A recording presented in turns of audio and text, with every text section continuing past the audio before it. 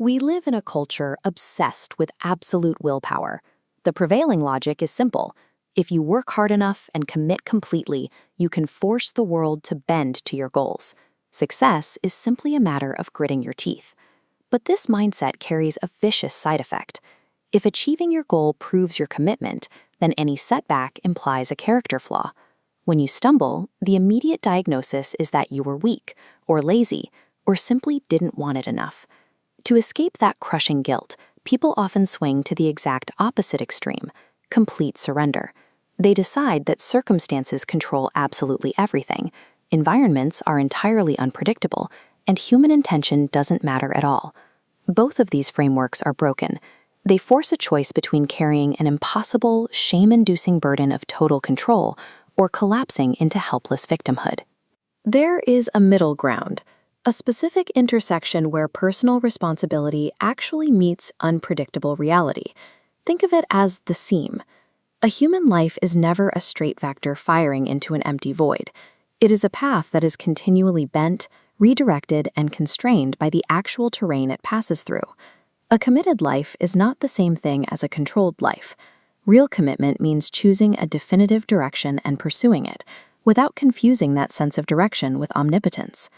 Locating this seam is how we take rigorous responsibility for our actions. We aim carefully, step deliberately, and when things inevitably go wrong, we can assess the damage without destroying ourselves with shame. When a goal is missed, our institutions and our own brains often suffer from a diagnostic glitch. We take entirely different types of setbacks and lump them all together into a single bin labeled noncompliance or failure.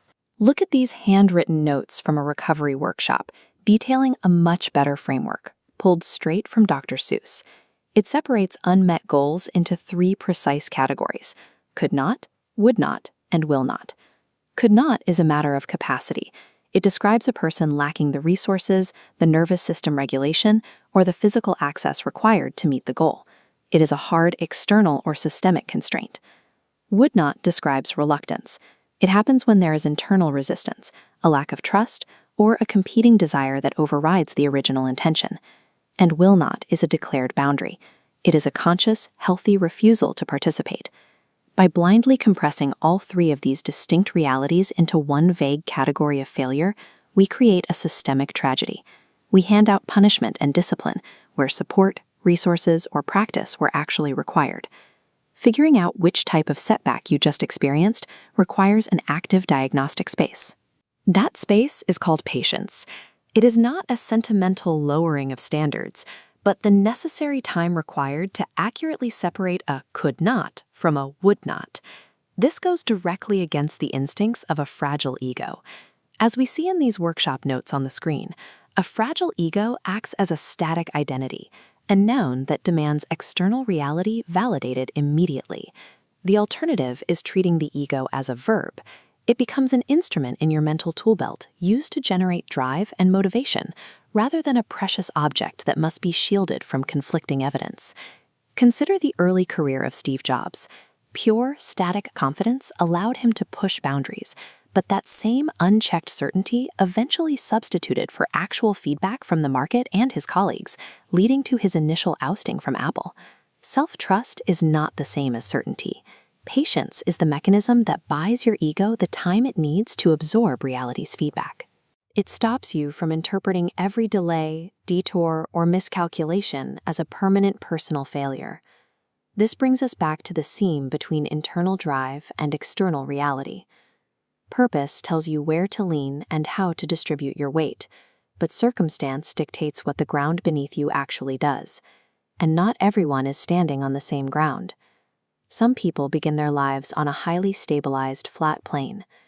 Others start in institutional or societal gravity wells, where the terrain itself actively pulls against their momentum.